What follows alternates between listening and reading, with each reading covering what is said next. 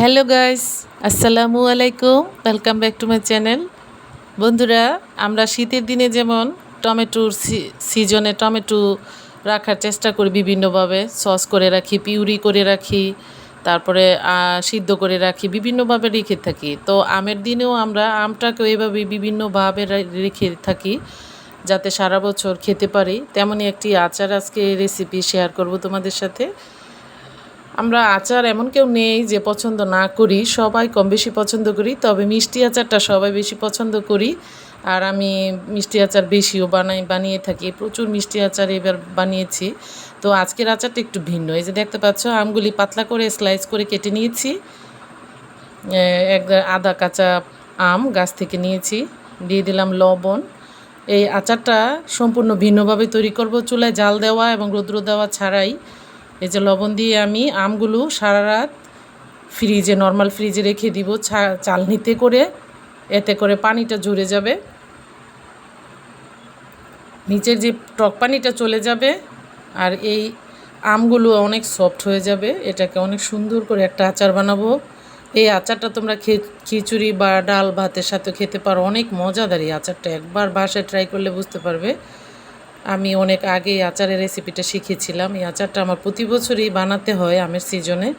এই যে দেখতে পাচ্ছ, এই চালনিতে রেখে দিব, সারা রাতে এটার পানিটা ঝরে যাবে। আর এতে করে হয় কি, এই আচারটা সারা বছর সংরক্ষণ করে রাখা যায়, বাইরেই রাখা যায়, ফ্রিজে রাখতে হয় না। আমি এখানে 1 লিটার তেল নিয়েছি, এখান থেকে আমি 3 ভাগের 1 ভাগ নিব। এই যে দেখতে পাচ্ছি, তেলগুলো ভালো করে গরম করে নিব। এই যে মেথি দিয়ে দিলাম, একদম গোটা মেথি, এতে আচারের ফ্লেভারটা অন্যরকম আসবে। আর দিলাম কিছু কালো জিরা। বন্ধুরা, জানো তো এই আচারটা অনেক মজাদার, একবার বানিয়ে দেখবে, খুব ভালো লাগবে। আর কাঁচামরিচ ফালি দিয়ে দিলাম। এই যে দেখলে, এই মশলা দিয়ে আচারটা তৈরি হয়ে যাবে, বাকি আর কোনো মশলা ইউজ করব না। এই যে এখানে বিট লবণ দিলাম। এটা যেহেতু টক আচার, এটার ফ্লেভারটা অনেক ভালো লাগে। সামান্য ভিনেগার দিয়ে দিলাম, এতে করে আচারটা ভালো থাকবে। তবে বন্ধুরা, মাঝে মাঝে আচারটা রৌদ্র দিতে হবে, জানালার ফাঁকে বা বেলকনিতে, বারান্দায়, ছাদে, যে কোনোভাবেই হোক একটু রৌদ্র দিবে, তাহলে এই আচারটা সারা বছর ভালো থাকবে, কিচ্ছু হবে না। এই যে আমি ফ্রিজে রেখেছিলাম, এই যে পানি ঝরে থাকা যে আমগুলো, এগুলো দিয়ে দিলাম। দেখতে পাচ্ছ, আমগুলো অনেক স্মুথ হয়ে গেছে। এই যে বলক আনাবো এই সরিষার তেলের মধ্যে, এই আমগুলোকে বলক আনালে ঠান্ডা করে তারপরে ফ্রিজে রাখতে হবে। তবে এটার মধ্যে একটু তেলটা বেশি লাগে এই আচারটাতে, যেহেতু এটা টক আচার এবং বাইরে রাখতে হবে, সারা বছরই এটা খেতে পারবে বিভিন্নভাবে। অনেক সময় হয় না, খারাপ লাগে, এই আচারটা খেলে অনেক ভালো লাগে, মানে একেবারে টক টক, খুব ভালো লাগে এই আচারটা। আর দেখলে তো কত কত অল্প উপকরণে, যেগুলো তোমাদের ঘরেই পাওয়া যায়, সেগুলো দিয়ে এই আচারটা বানাতে পারবে। আর এই যে দেখতে পাচ্ছ, সরিষার গুঁড়ো, আমি হলুদ সরিষাটা নিয়েছি। আমি এখানে 2 টেবিল চামচ সরিষার গুঁড়ো দিয়ে দিব। তোমরা সরিষা বেটে নিতে পারো, কোনো সমস্যা নেই।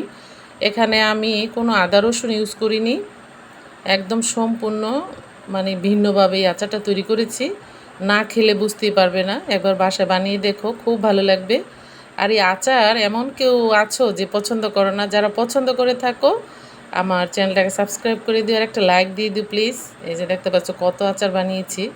আজকে এগুলো সব রৌদ্র দিব, এতে করে আচারগুলো অনেক দিন ভালো থাকবে। আমি ফ্রিজে আচার রাখি না, আমি যেহেতু আমার ছাদ আছে, আমি কয়দিন পর পর, মাসে 2-1 বার রৌদ্র দিলেই আচারটা অনেক ভালো থাকে। আর আচারটা, আমার আচার সবাই পছন্দ করে ইনশাল্লাহ, সবাই, মাশাল্লাহ, অনেক সুন্দর হয়েছে আচারটা। এই যে ঠান্ডা করে কাচের বয়মে রেখেছি। বন্ধুরা, এই আচার জাতীয় জিনিসগুলো সব সময় কাচের বয়মে রাখার চেষ্টা করবে, তাহলে অনেক ভালো থাকবে। এই যে আমি এই আচারটা কাচের বয়মে রেখে দিব, খুব সুন্দর হয়েছে আচারটা। গ্রানটা কি অসাধারণ, খেতে অনেক ভালো লাগে আচারটা, সম্পূর্ণ ভিন্ন একটা আচার। একবার ট্রাই করলে বুঝতে পারবে আমি কতটা সত্য বলেছি, অনেক সুন্দর। এই যে আমি এটা রৌদ্র দিয়ে রাখবো, এতে করে কিচ্ছু হবে না। আর উপরে তেলটা ভালো করে দিয়ে দিতে হবে, যাতে কোনো বাতাস না ঢুকে তেলের, আচারের ভিতরে।